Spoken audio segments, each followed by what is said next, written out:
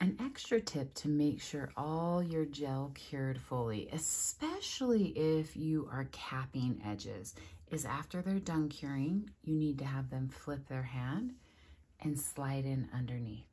If not, you could be leaving little baby bits of uncured gel on that underside, which will lead to overexposure. And we've seen some people's nail plates like get thickened or lift or something like that. And that can come from being overexposed to uncured gel. Gel is very safe when fully cured, but we don't want things left uncured overexposing. So if you're capping edges, or even honestly any time after you're done with the service, just do a little flip and just a little bit of a cure to make sure that in case there was any little bit underneath that side, it's fully cured. And that's just an extra measure you can take as a health conscious nail tech.